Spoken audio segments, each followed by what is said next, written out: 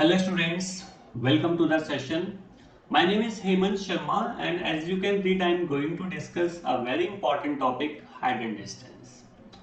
And I am very sure that you will be the master of the topic at the end of this session. So please keep watching and we are starting with the basic of angle of elevation and angle of depression. Suppose you are flying a kite. As you normally fly,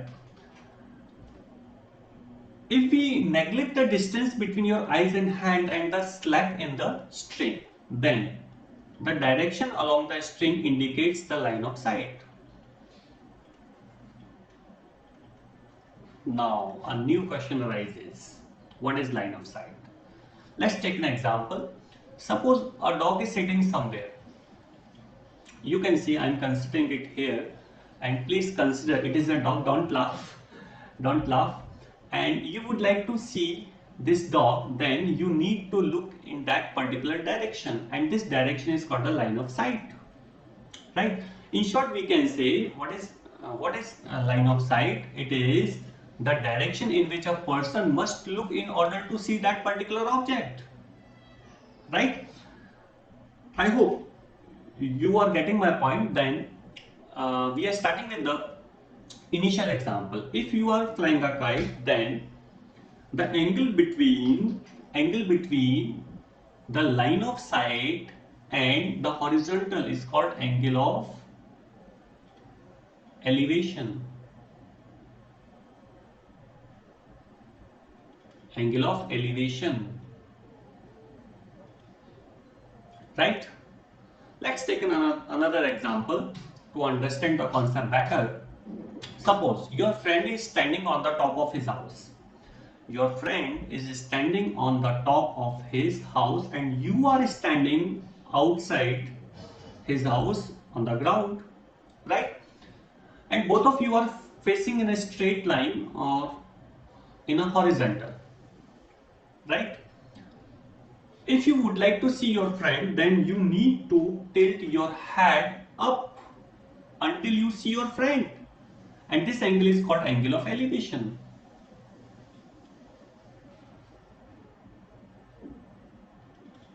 Right? But if your friend would like to see you, then he need to tilt his face down. If your friend would like to see you, then he need to tilt his head down until he sees you. Then this angle is called angle of depression. Right? Now, guys, remember two important points. First, angle of elevation is always equals to angle of depression. Why? Because as we know that the horizontal lines are parallel, right? And line of sight is considered as a transversal line. So angle of depression and angle of elevation is considered to be as alternate angle. And the alternate angles are equal in parallel between the parallel lines. So angle of elevation is equals to angle of depression. And the second point is if a person moves towards the object, suppose you are moving towards the house of your friend, then angle of elevation and angle of depression increase, both will increase. If you move away from the object, if a person moves away from the object, then the angle of elevation and angle of depression decreases. Right? These are the two important points which we need to remember to solve the numerical problems. Now we make a triangle using the line of sight, horizontal line and vertical line. As we know that the horizontal and vertical line intersect at right angle and this angle is the angle of elevation which is equals to angle of depression, right? So we can use the trigonometry to solve numerical problems. But today's session we are not discussing a detail of trigonometry, so I'm just leaving this now, right? And we we will discuss, now we will revise the points which we have covered in this particular session with by solving questions. My first question is the direction in which a person must look in order to see a particular object is called.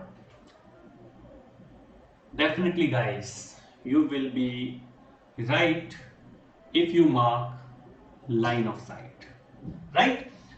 Okay, come on the second question. If a person stands and looks up, guys, please notice that he's talking about looks up at the object, right? So the answer will be angle of elevation, because a person stands and looks up and the object, and the dash is the angle between the horizontal and the line of sight of the object. Yes, definitely it is angle of elevation. Third question, my third question is a person stands and looks down at an object and the dash is the angle between the horizontal line and line of sight to the object, and this dash can be filled by angle of depression because he looks down. Please mark my word.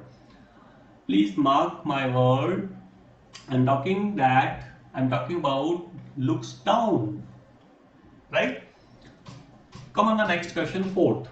If a person moves towards an object, then the angle of elevation and depression definitely increases because the person moving towards the object.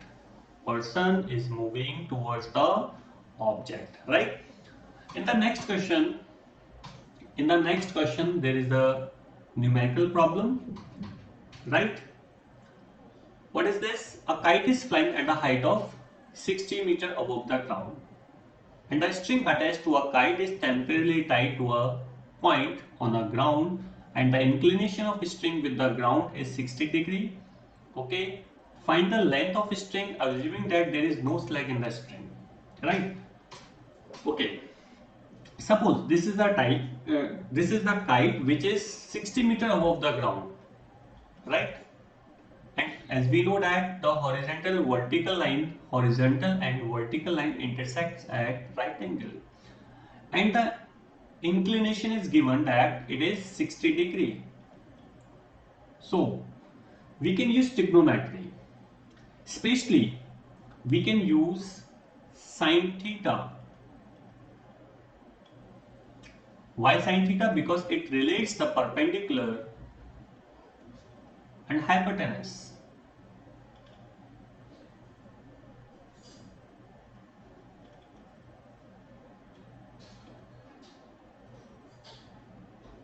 Right? As I already told you that today we are not discussing the detail of trigonometry. Just we are solving the basic questions of height and distance, right? Now the theta is already given 60 degree, then sine 60 is equals to perpendicular is 60 degree, 60 meter, by hypotenuse consider it is x, hypotenuse which is the length of string. What is hypotenuse? It is the length of string because there is no slack in the string, right?